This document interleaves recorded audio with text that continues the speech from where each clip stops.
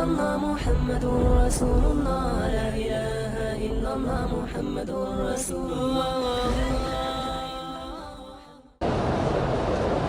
کہتے جی کہ اسماعیلی فرقہ جو ہے آغا خانی بھی کہلاتے ہیں، اسماعیلی بھی کہلاتے ہیں، یہ شیعہ کا بدترین قسم ہے۔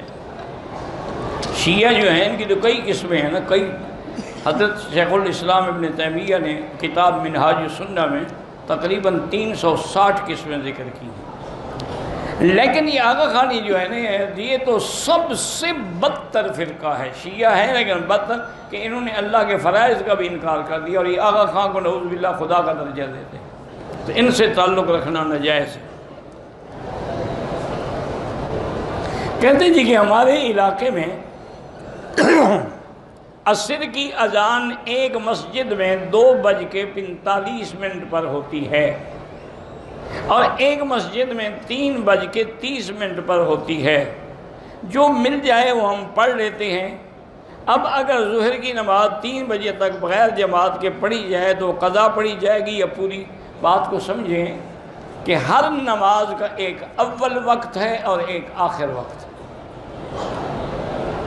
سرکار دو عالم رحمت دو جہاں صلی اللہ علیہ وسلم کو جبریل علیہ السلام نے آ کے امامت کی، آپ مقتدی بنے اور جبریل امام بنا۔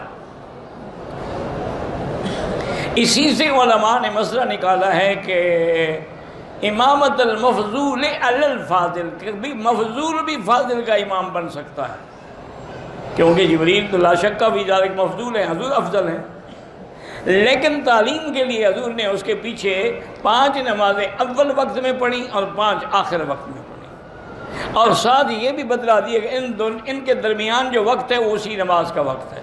اب جیسے فجر کا وقت ہے تو اس کا اول وقت جو ہے وہ اندھیرے میں ہے، صبح صادق کے طلوع ہونے کے بعد اذان ہو گئی، نماز ہو گئی۔ آخر وقت جو ہے سورج نکلنے سے پہلے تک ہے، وہ بھی حدیث مبارک میں اسفروا بالفجر فإنها اعظم للأجر، کہ صبح کو دیر سے اور روشن کر کے پڑھا کرو، اس میں زیادہ ثواب ہے۔ تو امام ابو حنیفہ رحمۃ اللہ علیہ نے ہر بات میں آخر وقت لیا ہے، لیکن حنابلہ رحمہ اللہ اور شوافی رحمہ اللہ نے اول وقت لیا ہے۔ اسی طرح اہل حدیث حضرات جو ہیں وہ بھی اول وقت پہ نماز پڑھتے ہیں، تو جو 2:25 پہ اذان ہوتی ہے وہ اول وقت ہے، اور 3:30 جو ہے وہ آخر وقت ہے۔ تو نماز تو دونوں وقتوں میں ٹھیک ہے، لیکن امام ابو حنیفہ رحمۃ اللہ علیہ کے نزدیک جو ہے وہ آخر وقت افضل ہے۔ اس میں حکمت بھی ہے کہ حضور کے زمانے میں تو لوگوں کو دین کا اتنا جذبہ تھا نا کہ وہ تو نماز سے بھی پہلے آگے بیٹھ جاتے تھے مسجد میں۔ اب لوگ جو ہیں وہ مشغول ہیں، اس لیے اگر ہم آخر وقت میں پڑھیں گے تو زیادہ سے زیادہ لوگ نماز میں شریک ہوں گے۔ باقی یہ ہے کہ اصول یاد رکھیں کہ 2:25 سے لے کر 3:30 تک یہ سارا وقت ہے۔ اگر تم 3 بجے پڑھ لو گے تب بھی قضا کیوں ہوگی؟ تم نے وقت میں پڑھی ہے۔ قضا تو تب ہوگی جب اس کا وقت نکل جائے اور عصر کا وقت شروع ہو جائے۔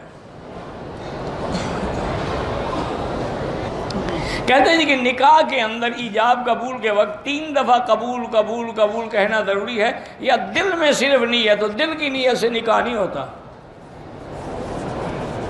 دل میں نیت ہے، کسی کو کیا پتا کس کی نیت کی تم نے، اس لڑکی کی ہوئی یا کسی اور کی ہوئی ہے؟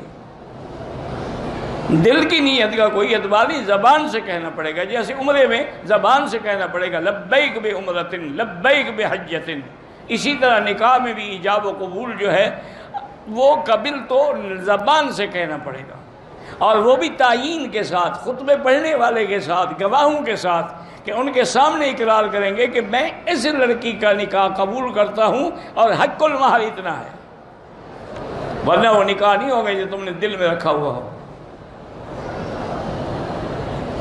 کہتے جی کہ ہمارے شہر میں اکثر بریلوی حضرات رہتے ہیں، میں کبھی کبھی ان کی مسجدوں میں بھی نماز پڑھتا ہوں۔ ان کی مسجدوں کے اندر دیواروں کے چاروں طرف لکھا ہوا ہے، محراب کے اندر اور ارد گرد بھی لکھا ہوا ہے، یا اللہ، یا محمد، یا حسین، یا فاطمہ۔ یہ سب ایسے لوگوں کی مسجد میں بھی نماز نہ پڑھا کرو، یہ اہل بدعت کا مستقر ہے، اس سے بچنا چاہیے آپ۔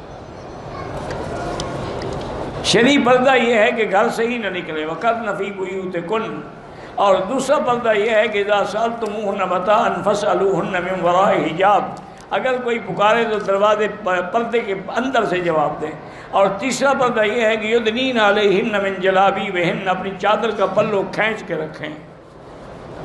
بریلوی حضرات جو کھانا سامنے رکھ کے ختم دلاتے ہیں یہ بدعت ہے، اور کھانا اچھا ہو تو ختم دیتے ہیں، سوکھی سوکھی روٹی پہ کبھی ختم نہیں دیتے. آپ تجربہ کر لیں، کبھی ان کے آگے کھٹی لسی رکھیں اور کھٹی دال اور باجرے کی روٹی کا ختم پڑھو، مجالے جو پڑھے گالیاں دے کے اٹھ جائے گا. گھوڑی کا دودھ جو ہے علاج کے لیے پی سکتے ہیں. معدے میں تکلیف ہے، اللہ شفا عطا فرمائے. ویسے بزرگوں نے لکھا ہے کہ وَهُوَ الْعَلِيُّ الْعَظِيمُ بِحَقِّ يَا عَظِيمُ پڑھ کے دعا کیا کریں. بال جو لوگ درمیان میں رکھتے ہیں چوٹی کی طرح، وہ ناجائز ہے. یہ تو ہندو کی چوٹی ہے.